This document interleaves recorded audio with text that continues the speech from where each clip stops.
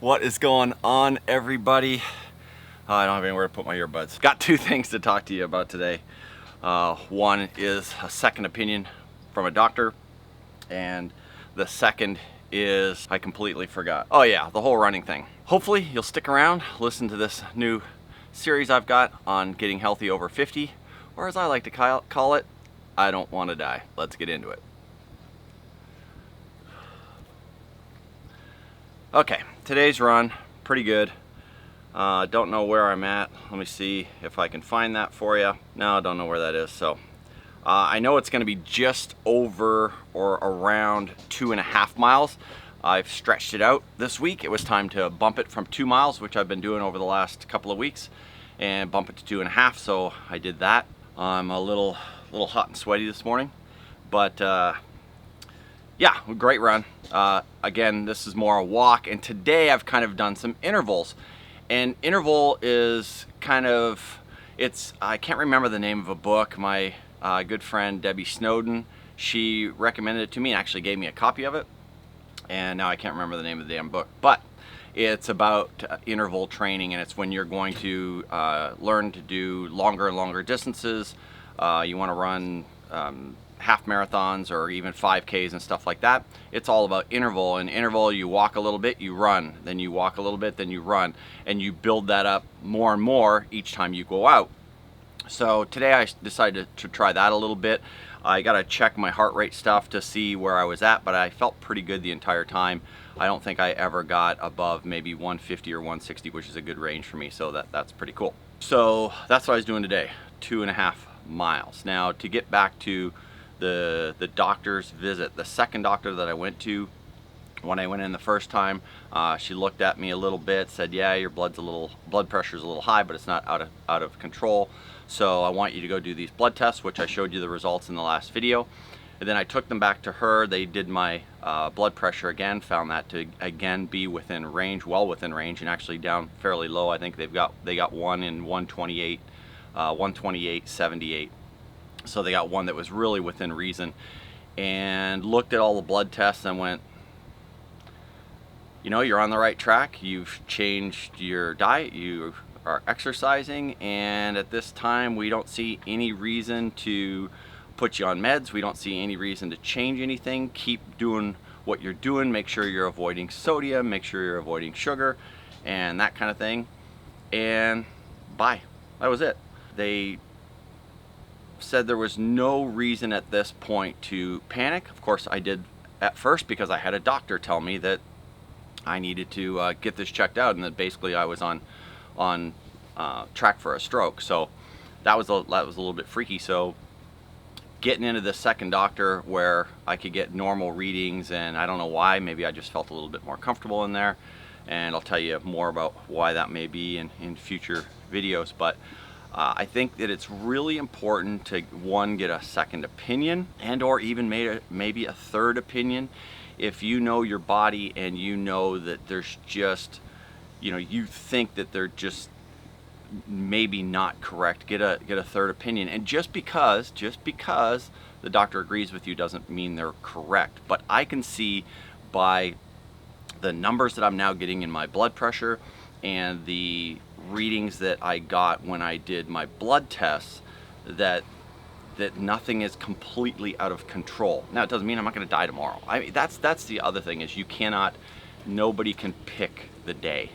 Nobody can pick the moment. A doctor can't pick the moment, right? So that's one of the things that you just can't do. So get a second opinion. The doctors are not always perfect the first time out, and or go back to that doctor and say, hey, can we track this a little bit further down the road to see if maybe things change over time. So that's my thing on the doctors. Make sure that you know, I went right off the very first doctor and absolutely lost my mind, as you guys saw in the video.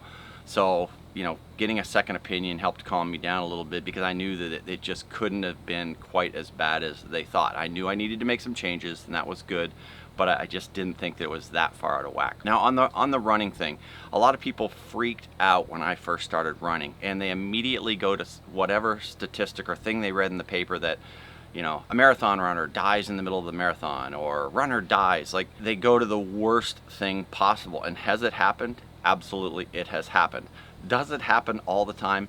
No, it does not. There is no significant statistic that shows that that's the truth. And I had one person go, oh, there you go now with stats and graphs and all this kind of stuff. And it's like, well, wait a minute. How else are you supposed to gauge how something is happening? What is taking place? You go by statistics of how many people that's happening to, and you go by graphs on how many times it's happened in how many months and all of that kind of stuff. That's the only way that you can possibly gauge how serious something is stats and graphs. It's how they do it in sports, it's how they do it in medicine, it's how they do it in life. That's just the way it is. So I went and looked at that because I thought, you know, let me see if there's some truth to this. And there is some truth to that. There have been marathon runners that have dropped dead in the middle of the race. This is somebody who's running 26 miles and is probably running 26 miles every day for the past month trying to get ready for that. It's also someone who's just, you know, pushing their body to the absolute limit. It happened in one marathon where I think there was a half a dozen people or so that died, and it was during a very, very hot race. It was very hot and humid, and those people were dehydrated, and it happened. But if you look at overall statistics for people that are running, it is really insignificant. It is insignificant, the amount of people who have died running. Here's the thing I will add to that. Do you happen to know how many people die from sitting on the couch? How many people have died sitting in their office? How many people have died driving their car? Gone, just heart stopped and they're gone. It happens. It happens. So you cannot segment one thing out and just go, the reason that I don't want to do that is because I saw somebody died. Well, we would never get in a car again. We would never go on a roller coaster. We would never ride a bike. We would never ride a motorcycle. We would never go on a boat. We would never go skydiving. We would never wakeboard. We would never water ski. We would never snow ski. We would never do anything because you can always read that somebody died doing that. So, what is your alternative if you're not going to get out and exercise? Sitting on the couch is not working, right? It's just not working. So you have to get out and walk. Maybe you don't run. Okay, you think that running is going to be really, really bad for you, and it is not great for your knees and stuff like that. So if you've got bad knees, you can't do it, and you know, there's certain issues that you're not going to be able to do it, but you can get out and walk. And there is not a single doctor on this planet that is going to tell you you shouldn't walk, just sit on the couch. Not a single doctor on the planet is going to tell you that. Now, the other alternative, which again, our friends that we hung out with the last week, Jerry and Linda, what they do is they e-bike. And I know some of you guys are saying, oh, e-bikes aren't any good for you, they don't give you any exercise. I'm going to tell you that that is absolutely not true. We used e-bikes with them for almost an entire week, and one time we rode 20 miles. Now, a lot of times you don't have that extreme pressure on your body that you do when you're riding a bike, like if you're pumping up a hill.